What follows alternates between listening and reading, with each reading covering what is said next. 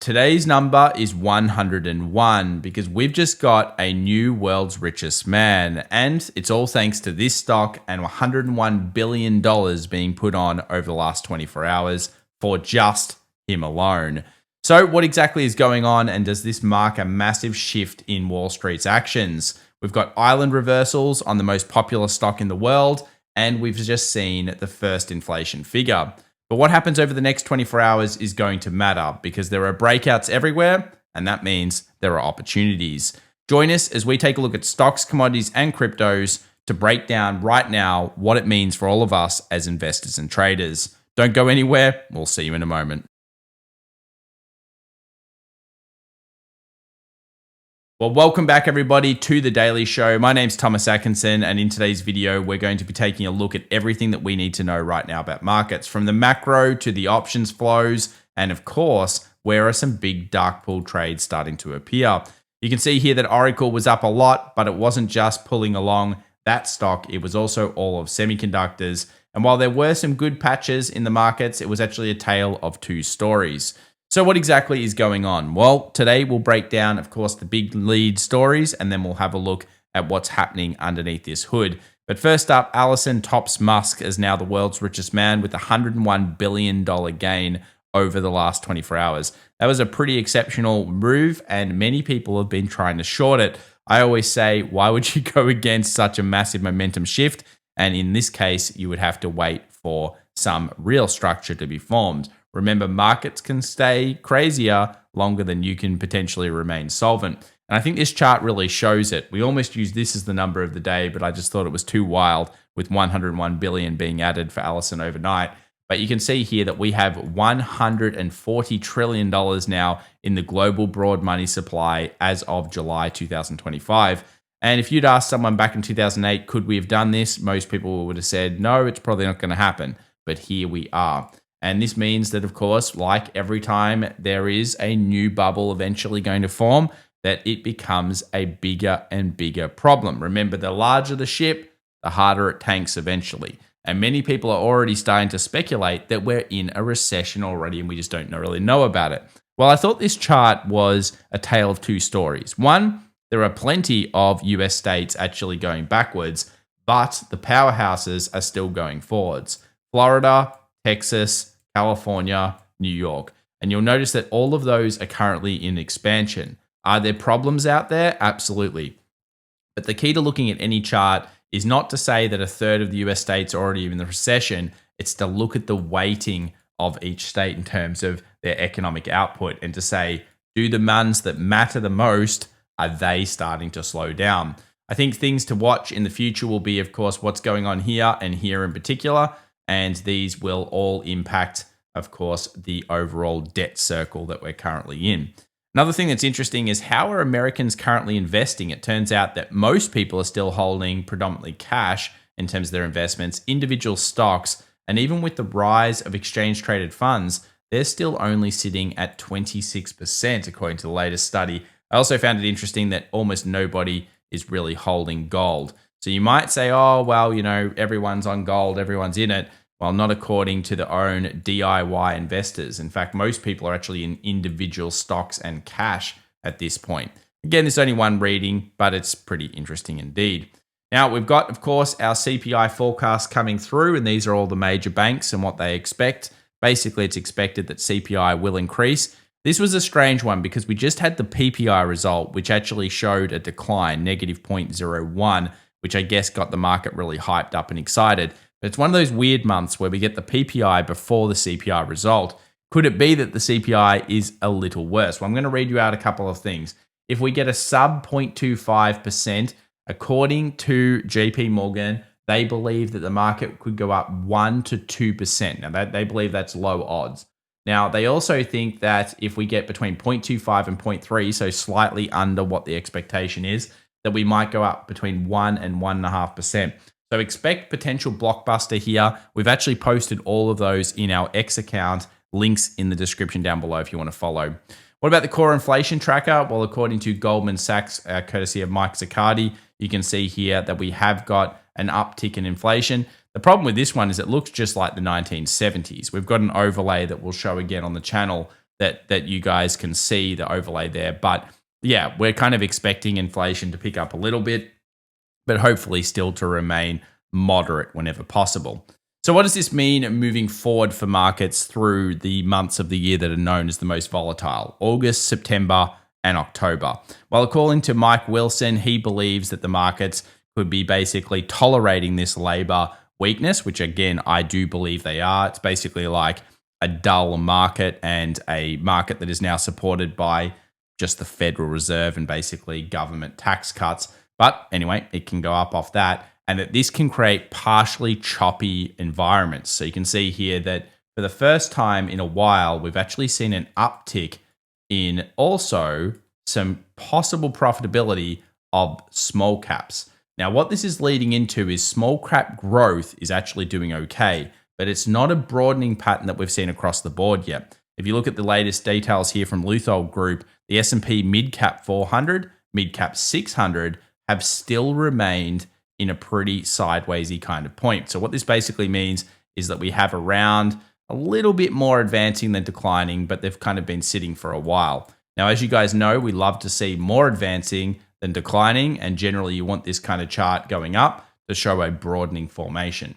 But for now, it's clear that it's all about the rate cut, and it's all about where are the opportunities in this market, and of course, how will the market react to the rate cut for the next 3 to 6 months. Make sure you sub to this channel because, of course, the next 3 to 6 months, just like it did last year, mattered a lot to us being able to more predict the future based on, of course, some really good analysis.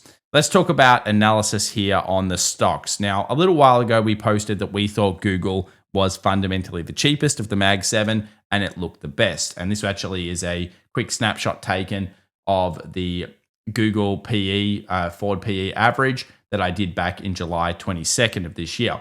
Now, before that, we were actually already looking at it from a technical side in our private community, which we have links in the description down below. But the big thing here is that since then, Google's actually put on some pretty incredible numbers. And I think since I first started looking at it, it's about 40% up. And you might think, well, how can it be up so much when all the other stocks had already run during that period?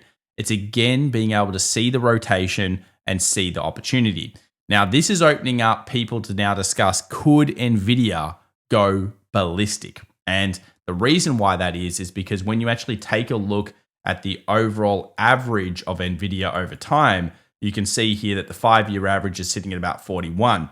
Now, people like Tom Lee and others, speculate, of course, that they believe that NVIDIA is a scarce resource and therefore should be charged out at the same point as something like a Costco or even a Walmart. And you can actually see that those stocks are currently trading at something like 40 times the forward PE. Now, funnily enough, that would actually line pretty well in with the 5-year average. But I'm interested to see your opinions, guys. Do you think NVIDIA is actually fundamentally cheap now based on its history? And of course, the price action just instigated an island reversal over the last 24 hours. So that's kind of signaling that maybe that 2-month slump in semiconductors might be being picked up. There's some important stuff there going on. Now, let's also talk about the elephant in the room, my favorite investment asset. Obviously, we've talked about this together, many of yours favorite investment asset of the last year, and that has been gold. Now, of course, we've liked it for a long time. Now, I think it's always worthwhile looking at the other side. Of course, we've just seen recently what I believe is a pennant breakout, and that's kind of triggering into somewhere around 3,700, and then potentially something may happen, followed by, I believe, probably a rally. Now, there are many reasons, and what we're currently seeing is the general population seems to believe that it's the end of the US dollar, everything's going to explode, and the money system as we know it is over. But I like to also look at this, which is the RSI. So the RSI has gone back above 80. It's actually sitting above 85 at this point. And it has done this in the past and created kind of volatile events, either topping patterns or even high volatility. The key point is it doesn't really happen straight away. You've got to remember it stays high for quite some time, and this is not a timing technique. What I do think, though, is it's a technique to see that now that we're approaching this 3,700 level, if you've missed out on these types of trades, there's a decent chance there'll be an extreme volatility event in the future, which may provide a dip. And again, it's all speculation and guessing, but yeah, It's what's happened in the past. So you often do get some vol coming up. So I would expect gold to have volatility, and it may just be around the corner. Speaking of big moves, we've got a couple of large trades coming in, guys. Big one here today at the close for the S&P, according to volume leaders. And you can see here, it's the 58th largest on the SPY, which is, of course, the biggest index or biggest ETF pretty much in terms of trading.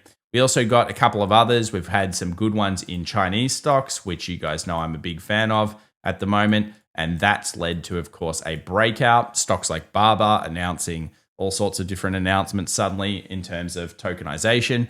And many Chinese stocks actually breaking up and out over the last couple of sessions. We've also got one coming in here for TSM, which I find very interesting because, of course, TSM, semiconductor manufacturer, finding a monster dark pool before potentially breaking new highs. So this is huge because you've got 3 large trades all here. You've got a big rejection off the bottom, and you've got a pullback in time. So this is a pit. So we've actually seen some rotation. We know that Wayne's data, which we'll look at soon, kind of suggests that in similar summer periods, such as what we just had, 5% up over July, August on the markets, that when you see that strength, September is not as bad as you may think, and it does tend to lead to October actually being where the volatility is.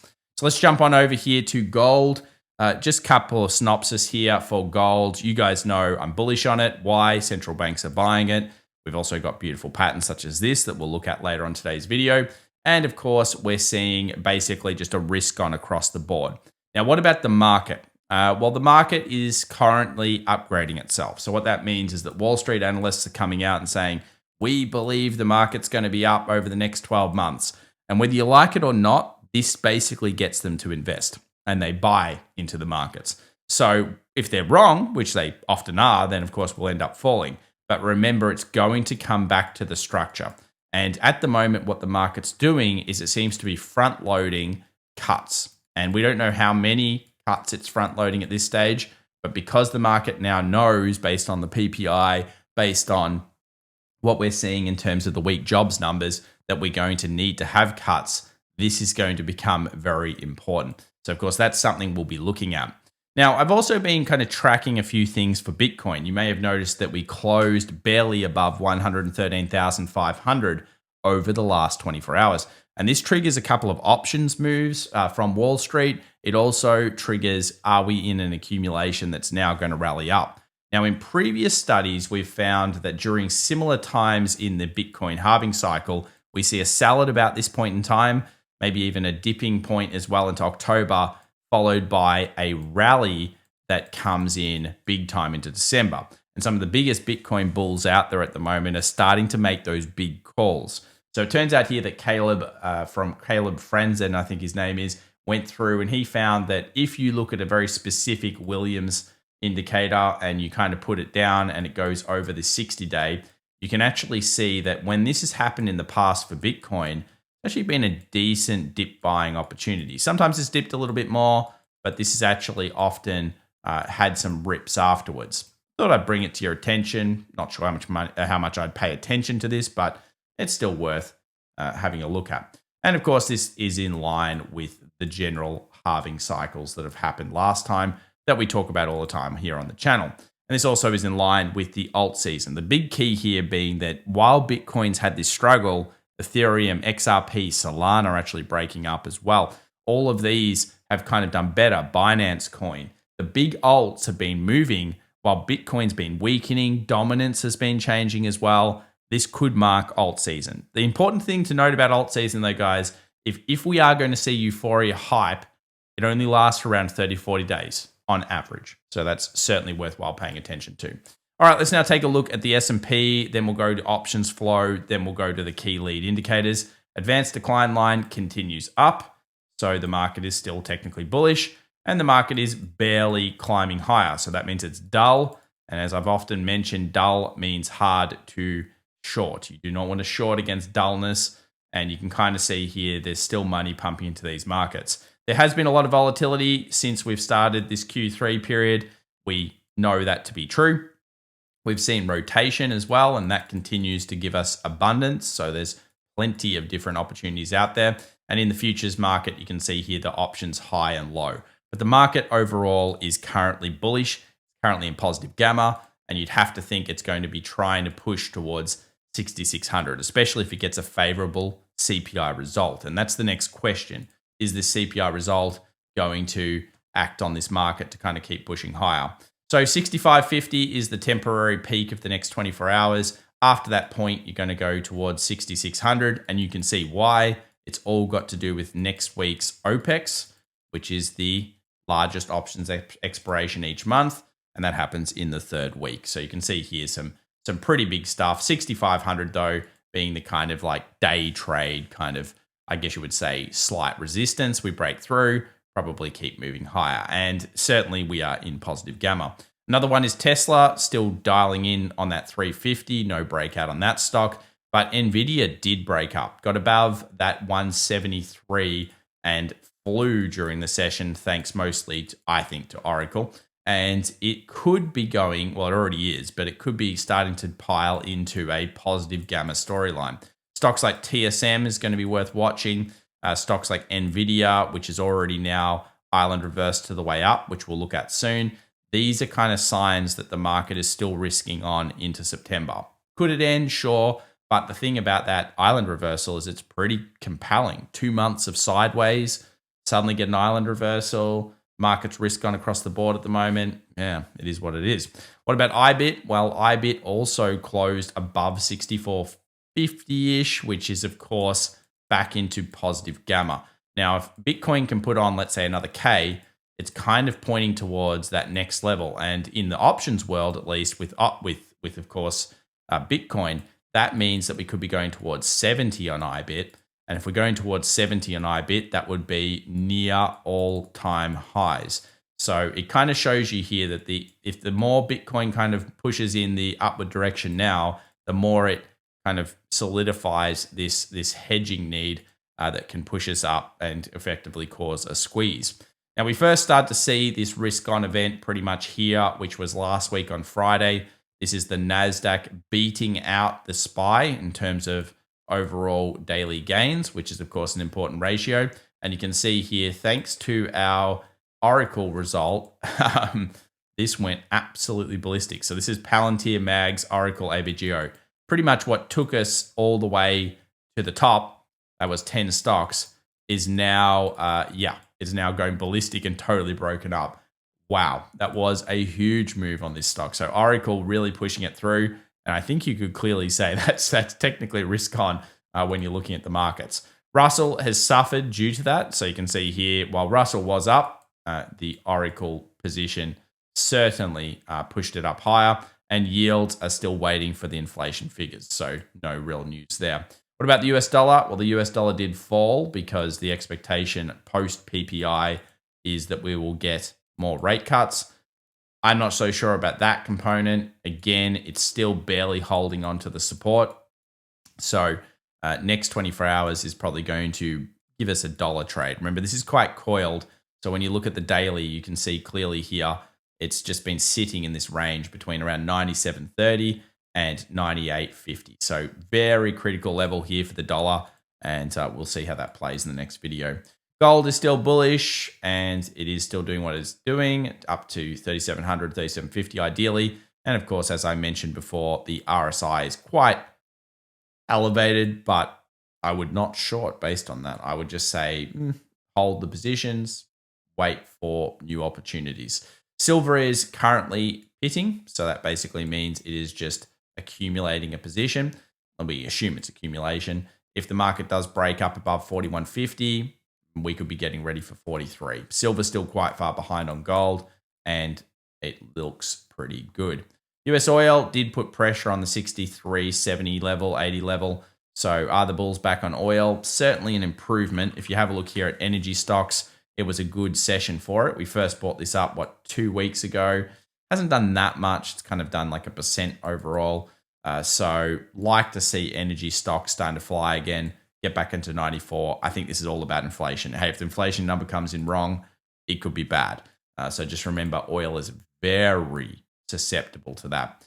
And I thought I'd just kind of bring in here as well the fact that we've got Google absolutely flying still. So you can really see when you get those kind of announcements, or you start to get that thesis that it's underpriced, you can see that there's still a lot of other opportunity.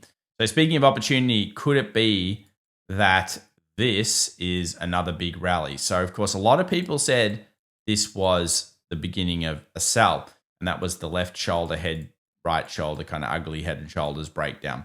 As I always say, better off following the trend. So this was the worst chart we could find last week, which wasn't enough to really cause us to go bearish. Now it's gone a gap down and a gap up. And that's what we call an island reversal.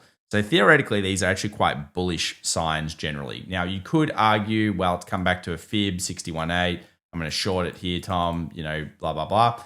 I would just say, with the power of people thinking it's undervalued and with what's happening in the other semiconductors right now. So if we look at TSM, you can kind of see here a breakout of that to a new high. You've just got to be really, really, really careful about going against anything here, guys. I wouldn't be doing that. I'd say this is still a bullish market for now, and maybe reassess it if things do change. Did we get pullback? Yes. Is that normal? Yes. But this is looking rotationary towards back into the leads, which is actually a healthy sign for the markets. Again, in the sign of everything else that looks horrendous, it's because of the Fed, guys. It's because of this artificial support. This system is absolutely backed by these types of things for now. And again, I still believe it will ultimately not be, but timing will be everything. 350 is too much for Tesla at this stage, so we can't get through that. HSI does a new high, again, dull market, nice in the direction of trend, still bullish on China. And US 2K still bullish, theoretically, do 2440. CPI numbers will change that potentially. And then, of course, we have here, now this was meant to be NASDAQ, which load the NASDAQ so you guys can see it. We have a slightly improving NASDAQ. It's still quite low considering the stocks and what's been happening. But yeah, it is slight improvement. And this is just really in line with all of those large transactions. I think it's going to be a CPI number that either cracks this down or up. But still, for now, all signs are pointing towards the bull end. And let's have a look at Bitcoin. So this was 113,500 was closed above. Yesterday, we talked about how cool this level looked. And the reason, not that I want to short it, but the reason was because it was being respected. And I love that in technicals. Now we've closed above that. So that theoretically changes the trend on a daily from down to up. And it does put the bulls back in control. So this now means that as the market, if it does sell, especially down to these levels here, like 110,000 or even 108, there's going to be more bullish bias. And there already probably is a bit more bullish bias back on this chart. So the first good signs here from Bitcoin. And if we take a look at Solana, you can also see here very clearly that's been breaking up as well. I've been tracking that one in our private community for the last week or so. So guys, the PPI came out, 0.1. Big one is really the CPI. I hate it when the PPI is up front because it's unusual and weird. Could this all be a ruse? Because this is often leading into this one. Who knows? The main thing is that they call it CPI, remember, but the main thing is we look at where the sticky inflation is, if it is. And I would say don't really pay too much attention to really the numbers or try to figure it out too much. Follow the flow. The flow is the key. We do have an ECB press conference right after that. So a lot of stuff coming out over the next 24 hours. It's going to be one of those volatile events. As you saw, JP Morgan's game plan potentially has upwards of 2% moves. So yeah, it does matter if it is a off the expectation kind of chart. And that is why, of course, we do track these things. Guys, thank you so much for watching. Follow us on X. Follow me on LinkedIn. And of course, if you're interested in our courses, how we pick gold, silver, Bitcoin, China, all of those types of things, I'd have to suggest the advanced course. And have a wonderful day. We'll catch you next time, guys. Bye for now.